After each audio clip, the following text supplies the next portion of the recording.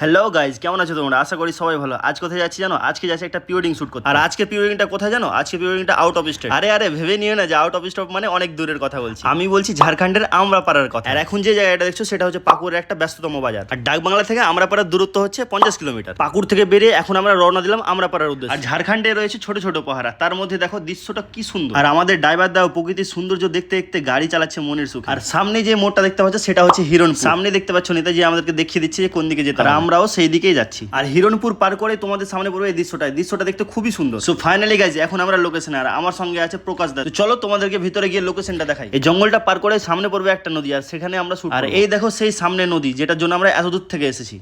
ও ভাই কি লোকেশন ভাই! আর প্রকাশ দাকে দেখতে পাচ্ছ লোকেশনের খুশিতে বাঁদরের মতো লাফিয়ে লাফিয়ে কোথায় বাড়া। জলটা দেখো কতটা ক্লিয়ার। হলো অনেক বকা, ক্যামেরাটা সেট আপ করে নিয়ে শুটটা শুরু করি। এটা হচ্ছে আমাদের আজকের হিরো, আর এটা হচ্ছে হিরোইন, আর আমি হচ্ছি কোরিওগ্রাফার। না মানে ক্লায়েন্টের জন্য শিখতে হচ্ছে। আমাদের হিরো হিরোইনকে টাইটানিক পোজ দিয়ে শুটটা স্টার্ট করলাম। একবার পা স্লিপ করলে জলে, কিন্তু কিছু করার নেই, ভালো শটের জন্য তো কম্প্রোমাইজ করতেই হবে। এই লোকেশনে শুট কমপ্লিট করে এখন যাবো আমরা নেক্সট লোকেশন। তো চলো তোমাদেরকে নেক্সট লোকেশনটা দেখাই। এটা হচ্ছে আমাদের আরেকটা লোকেশন। লোকেশনটা দেখে অবশ্যই কমেন্ট করো কেমন লাগছে তোমার। আর এখানে দেখতে পাচ্ছ লোকেশনের সঙ্গে সঙ্গে ড্রেসগুলো চেঞ্জ করা হয়েছে। সো গাইজ আরেকটা লোকেশনে চলে এলাম। ওরা শাড়ি পরে আছে, পাঞ্জাবি পরে আছে। তো ভাবলাম যে এখানে ধানের ক্ষেত আছে, এখানে ভালো শুট হবে শাড়ি পাঞ্জাবি। তো শর্টগুলো নিই, তারপরে দেখাচ্ছি তোমাদেরকে।